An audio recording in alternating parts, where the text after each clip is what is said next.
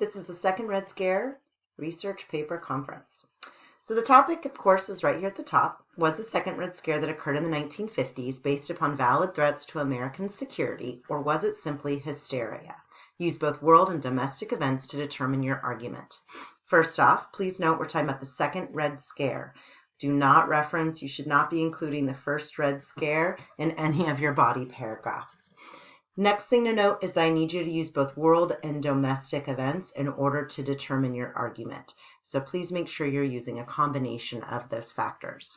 Now, in order to assess and answer this particular question, you need to understand this idea of valid threat versus hysteria. Those are actually two terms that you need to include in your introduction as background. So you'll actually notice right here, it says define key terms using a paper dictionary. And these are the words that I need you to define. You can actually use a dictionary that counts as one of your 5 sources. Please note, it cannot be an online dictionary because websites are not allowed. So it needs to either be from a database or from one of the dictionaries that you either have at home, or there's a bunch of dictionaries in the library. So you can have a note card on threat and a note card on hysteria and a note card on Red Scare to start you off with.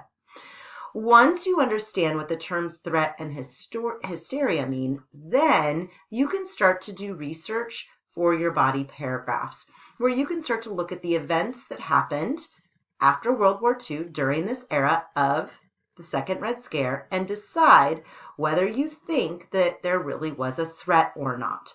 So what do I mean by this? It says make sure you are not defining terms, ideas, concepts. You are assessing the validity of the threat. In other words, was there really a chance of a communist takeover in the United States? So for example, if we were looking at one of these topics or ideas for political threats, like spies in the United States. When you're doing research on spies, you will be writing down some basic information about spies and what they were doing during the Second Red Scare. But in terms of actual evidence to prove your argument, you would need evidence that the spies that existed in the United States during the Second Red Scare, could have actually led to a communist takeover, that they actually were a threat to American safety and security.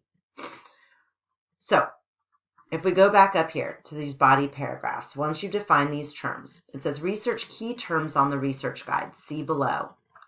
Focus on whether those terms were based on real threats or not, and make sure you are only doing events from 1945 to 1959.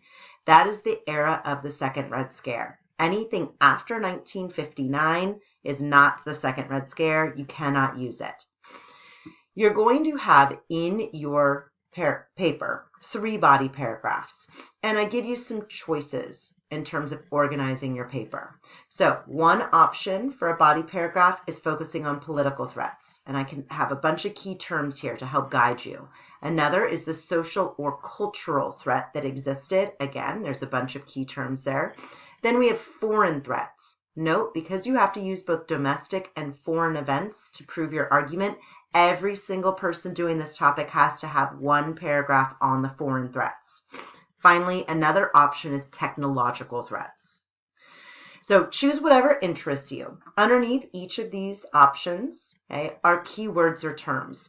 You are not limited by these. If you find other evidence that is applicable or works to prove your argument, you are more than welcome to use it. These are simply terms that you can use to either look up in an index of a book or when you're using a database to search for these key terms.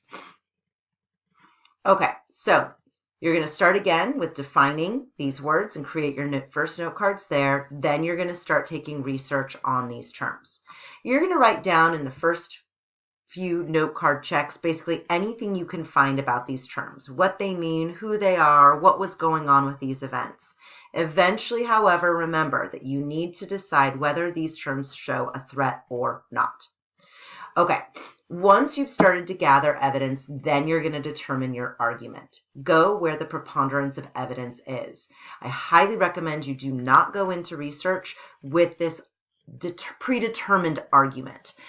Really look at your research as it's developing, and if it looks like you have mostly note cards that prove it was a threat, then argue that. If you have mostly note cards that seem to show it was hysteria, then go with that. Okay. Also, based on, of course, your research, you will choose 3 topics for your paragraphs. Okay. This takes us to this last little bullet point right here. It says, find 3 specific quotes of evidence for each paragraph. Make sure each one is unique. For example, for the tech paragraph, you cannot have 3 quotes on the H-bomb. These body paragraphs are just like the paragraphs that you have written for me all year long. You have to have 3 unique quotes or pieces of evidence for each of the body paragraphs. So you can't just, if you were doing foreign threats, you can't just talk about Korea in that paragraph. You need to use 3 different locations or events that prove that either the second Red Scare was legitimate because there was real foreign threat, or these threats actually were not legitimate. That, the uprising in Hungary and Czechoslovakia doesn't actually threaten American safety and security. Okay, the last thing that I want to point out to you, okay, is actually last 2 things, sorry, are some recommended sources available to you. So, chapter 18 of the textbook is all about the 1950s, post-World War II, Second Red Scare. Our next unit, the unit that we start in just a couple of days, is going to be on the early Cold War, and we will learn about the Second Red Scare. As a result, there are also lectures already posted on the class webpage that can help you with the paper. Now note, these 2 are starred because these do not count as one of the 5 sources, but you can still use them for background information to help you write your introduction, to help you write your analysis, and you can also use them for direct quotes if you have to, but you would still need additional 5 sources. There's also a reading on the class webpage that I want to show you on the Red Scare that actually has some great evidence. So here I am on the class webpage. I'm going to go to the main page, and I'm going to scroll down to the U.S. history readings. If I click on that, what you're going to see on here, if we scroll down to second semester, is this early Cold War link. In this early Cold War link, there's this reading called the Red Scare reading, number 3 right here. This has great information to prove different arguments for this particular topic. I highly recommend that you use this. Now, if you use this, it actually can count as one of your 5 sources, but you need the source information for that.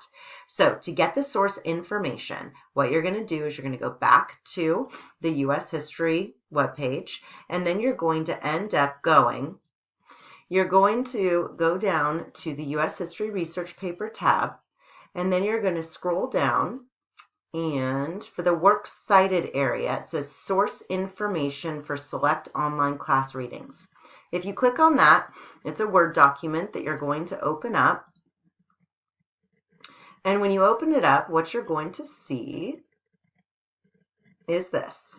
What you're going to look for, if we scroll down, is right here. It says Spring Semester, Early Cold War, the Red Scare reading. It tells you the author's name, which is Davis.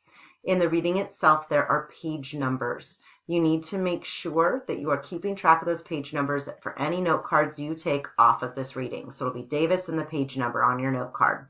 If you continue to scroll down right here, Davis, this is what you would put in your source list, and it's already in MLA format for you.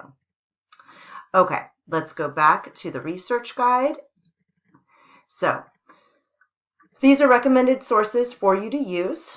The only other thing I want to let you know is I want to let you know that you do need to have research for your introduction. This is the type of information that you're going to need to use in your introduction. When we get towards the end of the research paper, we'll talk about how to write the information or write your introduction. But as you're doing research, you want to keep this in the back of your mind that you do need to have note cards that answer these questions and go through this information as well. They'll also help you with your analysis later on. If you have questions while you're working on the paper, please make sure that you're always asking me during class time if we're working on it, or of course you can ask me questions via email, or you can sign up for an access session for extra help. Thanks and good luck.